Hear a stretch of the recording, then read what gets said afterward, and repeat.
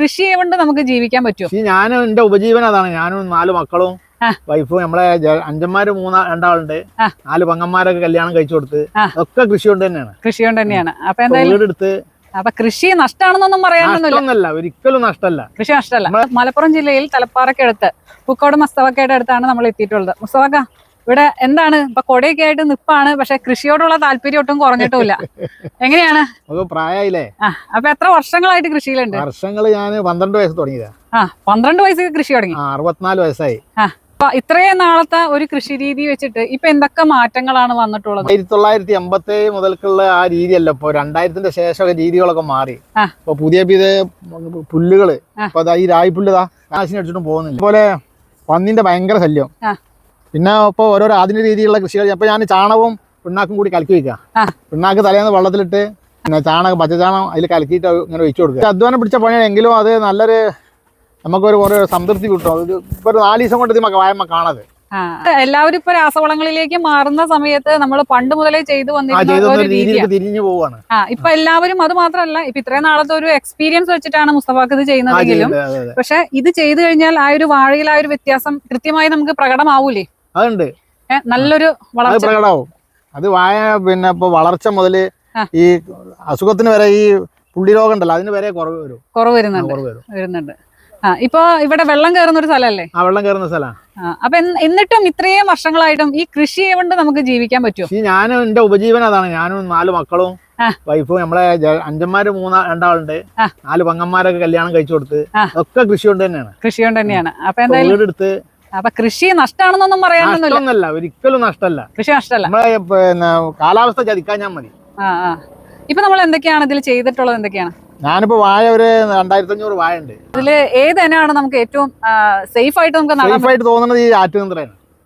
അത് കന്ന് കിട്ടാല്ല. അത് വംശനാശം സംഭവിച്ചു. അവിടെ ഈ കടക്കാട്ടുപാറ പുലിപ്പറങ്കാട് ഭാഗത്താണ് കുറച്ച് കന്നുള്ളത്. അത് നമ്മള് കൊല്ലത്തിൽ അവിടുന്ന് ഒരാളെടുത്ത് കൊണ്ടുവന്നാണ്. ആ ചൊവ്വേല അമ്പലത്തിന്റെ അവിടുന്ന് ഒരാളെടുത്ത് അങ്ങനെ കൊണ്ടുവന്നാണ്. അപ്പൊ പറമ്പിലൊക്കെ നമ്മൾ വെക്കുന്ന സമയത്ത് നമുക്ക് കന്ന് കിട്ടും. ഇപ്പൊ ഈ നമ്മളിവിടെ ഈ വാഴ വെക്കുന്ന ടൈമിൽ കന്ന് കിട്ടാൻ പ്രയാസം. അപ്പൊ ഈ ആറ്റുനേന്ത്രന് സമയം കൂടുതലല്ലേ? നമ്മളിപ്പോ ഈ പറഞ്ഞ പോലെ 9.5-10 മാസം കൊണ്ട് ഇതിന്റെ സെയിം തന്നെ എത്തും. ആറ്റുനേന്ത്രം സെയിം ആണ്. അപ്പൊ നമ്മള് സാധാരണ പറയുന്ന ആറ്റുനേന്ത്രന് മാസം കൂടുതലല്ലേ? ആറ്റുനേന്ത്രം ഇപ്പൊ ഈ തേനി എന്ന് പറഞ്ഞൊരു ഇനുണ്ട്, കമ്പൻ തേനി, ഒരു ഇനുണ്ട്. അത് നമ്മളെ ഈ പിന്നെ സ്വർണ്ണമുഖിനേക്കാളും ഒരു മാസം കുറവാണ്. സ്വർണ്ണമുഖി കിൻഡലൊക്കെ ഒരു 13 മാസം വേണം. സ്വർണ്ണമുഖി ഒരു 12 മാസം കൊണ്ട് വിളവെടുക്കുക. അപ്പൊ ആറ്റുനേന്ത്രനാണ് മുസ്തഫാക്കയുടെ അഭിപ്രായത്തിൽ നല്ലത്. ഒരു 15-18 കിലോ വരെ ഇപ്പൊ സീസണിലൊക്കെ നമ്മൾ തുടക്കത്തിൽ വെട്ടുമ്പോൾ നമുക്ക് ഒരു 20-22 വരെയൊക്കെ വരും. വില സ്റ്റാർട്ടിങ്ങിൽ കിട്ടുകയാണെങ്കിൽ അത് നല്ല വിലക്കാ പോവാ. നമ്മളിവിടെ സാധാരണ കൊലകളൊക്കെ വെട്ടി തുടങ്ങാനാവുമ്പോ ഇത് തുടങ്ങൽ. ഇപ്പൊ ഇതൊരു 2 മാസം കഴിഞ്ഞാൽ കൊലക്കൽ തുടങ്ങുന്നത്. ശരിക്കും ഒരു 5 മാസം 5 മാസം കൊണ്ട് കൊലക്കൽ തുടങ്ങും. മേട്ടുപ്പാളയം എന്ന് പറഞ്ഞ ഇനം അത് കുറച്ച് പിന്നെ പെട്ടെന്ന് കൊലക്കണ രൂപമാണ്. 5 മാസം തുടക്കത്തിൽ തന്നെ കൊലക്കാം. അതില് 2-3 ഇനം ഉണ്ടായില്ലേ? ഈ കളറുള്ള, ഈ ചോപ്പ് തണ്ടിന് ചോപ്പ് കളറുള്ള ഇനുണ്ട്, പച്ച കളറുള്ളതുണ്ട്. പച്ച കളറിൽ നമ്മളെ പഴയ മഞ്ചേരിക്കുള്ളന്റെ ആ രീതിയിൽ പെട്ടതാണ്, നാടൻ കായ്. അപ്പൊ നമ്മൾ ശരിക്കും മേടിക്കുന്ന കന്നുകൾക്ക് ഒരിക്കലും നമുക്കൊരു ഉറപ്പില്ല ആരാണ് എന്താണ് ഏത് കന്നാണെന്ന് അറിയില്ല. ഇവിടെ കഴിഞ്ഞെല്ലാം മേട്ടുപ്പാളയം വാങ്ങിച്ചിട്ട് നന്നായിട്ട് കിൻഡൽ വായായി.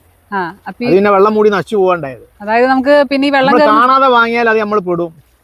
10-1 ചിലപ്പോ നമ്മൾ രക്ഷപ്പെടും. അതൊരു റിസ്ക് ആണ് ശരിക്കും. ഞാൻ എനിക്കൊരു 700 സ്വർണ്ണമുഖി ഉണ്ട്.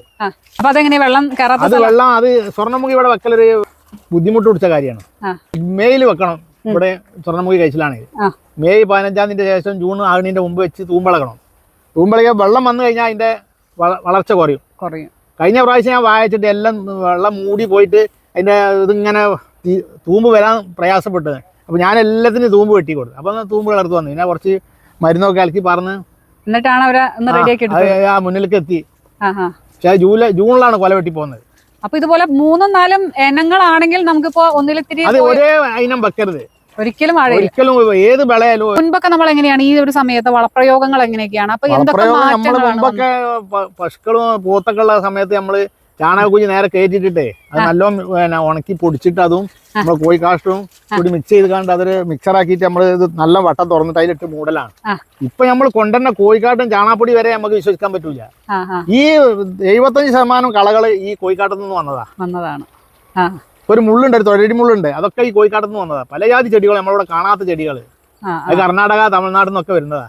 വളങ്ങളിലും ഈ കൃഷിയിലും നമ്മളെ വിളവിലും എന്തൊക്കെ മാറ്റങ്ങളുണ്ട്? അതായത് വിളവ് കൂടുകയാണോ, കാലത്തിനനുസരിച്ച് വിളവ് കുറയാണോ? അതിനനുസരിച്ച് വിളവ് പൂളൊക്കെ കൂടിയിരിക്കണം കൂടുതലായും. പിന്നെ മുമ്പൊക്കെ ട്രാക്ടർ ഇല്ലല്ലോ, കന്ന് കൂട്ടി. ഞാനൊക്കെ കൃഷി തുടങ്ങിയ കാലത്ത് 2-3 ഏറ് കന്നുണ്ടാവും. അത് കന്നോണ്ട് പൂട്ടിയിട്ടാണ് കള്ളി എടുക്കൽ. കൈപ്പണിയാണ്. അതായത് ഈ കള്ളിയല്ല, ചെറിയ കള്ളി. ഇപ്പൊ വായന്റെ ചാലിക്ക് വായൻ കച്ചരയിലൂടെ മറിച്ചിട്ട് അത് മറിച്ച് അതിന്റെ മുകളിൽ കുത്തുകയാണ്. ഒന്നാമത് കേടുവരാനുള്ള ഒരു കാരണം അതാണ്. കാരണം ഈ കച്ചറി നമ്മളെ ഇതിലുള്ള കീടങ്ങളും ഇതൊക്കെ വിഷാംശങ്ങളൊക്കെ അതിൻ്റെ ഉള്ളിൽ കിടക്കുകയുള്ളൂ. ഈ കള്ളിക്കാണ് കൂടുതൽ കേട്.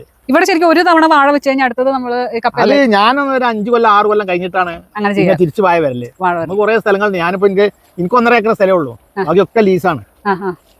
അപ്പൊ കൂടുതൽ കൃഷി ചെയ്യുന്നതാണ്. ഏകദേശം ഒരു 50 വർഷത്തെ കൃഷിയിൽ ഒരു പരിചയമുണ്ട്. അതെ അതെ. അപ്പൊ അതിന്റെ അടിസ്ഥാനത്തിൽ ഇപ്പൊ നമ്മൾ ഈ ഉപയോഗിക്കുന്ന വളങ്ങൾ, അതായത് ഇപ്പൊ യൂറിയ, പൊട്ടാഷ്, അങ്ങനെ മിക്സ്ചർ വളങ്ങൾ അങ്ങനെയൊക്കെ ഉള്ളതിൽ നമുക്ക് ഏറ്റവും വാഴയ്ക്ക് നല്ലതായിട്ട് തോന്നുന്നത് മിക്സർ ഉണ്ടാക്കല് DAP വാങ്ങും, യൂറിയ വാങ്ങും, പൊട്ടാഷ് അതിന്റെ റേഷ്യോയിൽ നമ്മൾ മിക്സ് ചെയ്തിട്ടാണ് ഇപ്പോൾ കൂടുതൽ വളം ചെയ്യുന്നത്.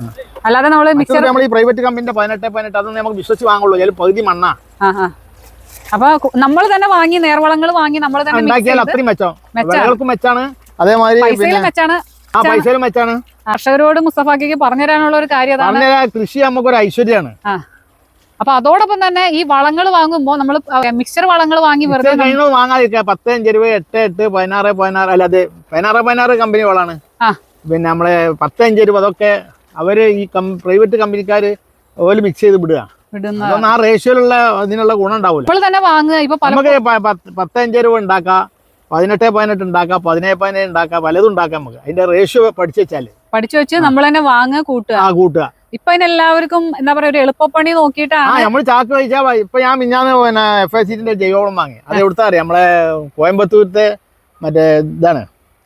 ആ എല്ലാം കൂടി കച്ചറ ഉണ്ടായിരുന്നില്ല, അവിടുന്ന് മിക്സ് ചെയ്ത് ഒരു കോൺട്രാക്ട് അതിന്റെ അതിന്മേൽ ചാക്കുമേൽ 300 റുപ്യ ഉള്ളൂ. ഒരു ചാക്ക് കോഴി ആട്ടുംകാട്ടത്തിന്റെ വില ഇല്ല. അത് 50 വായക്കാണ് ഓല് പറഞ്ഞ 50 കിലോ. അത് നല്ല സാധന, നല്ല പച്ചപ്പ് ഉണ്ടാവും, വില കുറവാണ്. അപ്പൊ എന്തായാലും കഴിയുന്നതും നേർവളങ്ങളും വാങ്ങി നമ്മൾ തന്നെ മിക്സ് ചെയ്യുക, എന്നിട്ട് ഉപയോഗിക്കുക. എന്നാൽ മാത്രമേ നല്ല കഴിയുന്നതും വളം രാസവളം എത്രയും കുറച്ചിട്ട് നമ്മൾ ഈ ഇതേമാതിരി ജൈവവളങ്ങളാക്കിയാൽ നമുക്ക് കുറച്ചും കൂടി മെച്ചം കിട്ടും. വാഴയ്ക്ക് ഒരു കരുത്തുണ്ടാവും. ഇപ്പൊ അതുപോലെ നമ്മളിപ്പോ ഇലയിൽ കൊടുക്കുന്ന വളങ്ങളൊക്കെ വന്നു തുടങ്ങി. അപ്പൊ അതൊക്കെ എങ്ങനെയാണ് നമ്മൾ പുതിയ മാറ്റം? ഞാൻ കഴിഞ്ഞ പ്രാവശ്യം ഉപയോഗിച്ച നല്ല പെർഫെക്റ്റ് ആണത്. കഴിഞ്ഞ വർഷം ഉപയോഗിച്ചു, നല്ല മാറ്റമുണ്ട്. അപ്പൊ എന്തായാലും ഇലയിൽ കൊടുക്കുന്ന രൂപത്തിലുണ്ട്. നമ്മൾ ചോട്ടിൽ കൊടുത്തിട്ട് ആ ഒരു നല്ല റിസൾട്ട് കാണുന്നില്ലെങ്കിൽ അപ്പൊ തന്നെ ഇലയിൽ കൊടുക്കണമെന്ന് നമ്മൾ അടിക്കണോടത്ത് ആ ചെടിക്ക് മൊത്തത്തിൽ കിട്ടും. മണ്ണ് കൊടുക്കുന്നത് കുറെ പുല്ല് വലിച്ചു, കുറെ മണ്ണിന്റെ അടിക്ക് പോകും. വെള്ളം കൂടുതലായാല് അവിടെ വെള്ളം നിൽക്കണം, അതിന്റെ ഒക്കെ അടിക്ക് പോകും, ഭൂമിന്റെ അടിക്ക് പോകും. വൃക്ഷത്തിന് കിട്ടിക്കോളന്നില്ല. നമ്മൾ രാസവളം മണ്ണിലിട്ട് കൊടുക്കുമ്പോൾ ഒരു 70% നഷ്ടപ്പെടുന്നു തന്നെയാണ് പറയുന്നത്. 30% ചെടിക്ക് കിട്ടും മാറ്റം. പക്ഷെ നമ്മൾ ഇലയമ്മൾ കൊടുക്കുകയാണെങ്കിൽ നേരെ തിരിച്ചാണ്. ഒരു 70-80% ചെടി വലിച്ചെടുക്കും. ബാക്കി ഒരു വളരെ കുറഞ്ഞൊരളവ് മാത്രം. നല്ല വെയിലിന് അടിക്കരുത്, നല്ല വില ചൂടായിക്കുന്ന ടൈമിൽ അടിക്കരുത്. ഇത് രാവിലെ ഒരു 11 മണി വരെ, പിന്നെ ഒരു 3 മണിന്റെ ശേഷം അങ്ങനെ അടിക്കാൻ പാടുള്ളത്. പകല് നേരത്തെ അടിക്കരുതെന്ന് പറഞ്ഞതിന്റെ കാരണം നമ്മൾ രാസവളം ഈ മിക്സ് ചെയ്ത് ഇലയമ്മൾ അടിക്കുമ്പോൾ അതിന്റെ വെള്ളം ആവിയായി പോവുകയും വളം അപ്പൊ ഡോസ് 3, 4, 5 മടങ്ങ് ഹൈ ഡോസ് ആയിട്ട് ചെടിക്ക് കിട്ടുകയും ചെയ്യും. അപ്പൊ അതുകൊണ്ട് ഗുണത്തെക്കാൾ ഏറെ ദോഷമാണ് ഈ പകൽ സമയത്ത് അടിച്ചാൽ. അപ്പൊ അതുകൊണ്ട് അതിരാവിലെ അടിക്കുക, അല്ലെങ്കിൽ ഒരു 3 മണിക്ക് ശേഷം. അപ്പൊ അത് ഉച്ചക്ക് അടിച്ചതിന് മാറ്റമുണ്ട്. അപ്പൊ അതിൻ്റെതായ ഒരു വ്യത്യാസം നമ്മളുണ്ട്. അതൊക്കെ ശ്രദ്ധിച്ചാൽ മാത്രമേ കൃഷിയിൽ നല്ല വിളവ് ഉണ്ടാവുള്ളൂ. അപ്പൊ നമ്മൾ പറയുന്ന ഒട്ടുമുക്കാൽ കാര്യങ്ങളും മുസ്തഫാക്ക ഇത്രയും നാളത്തെ പരിചയത്തിൽ പറയുന്നത് കറക്റ്റ് ആണ്, എല്ലാ കാര്യങ്ങളും. പണ്ടൊക്കെ നമ്മൾ ചുവട്ടിലിട്ടിരുന്നു, അത് മാത്രമല്ല തുടർന്നുകൊണ്ടിരിക്കുന്നത്.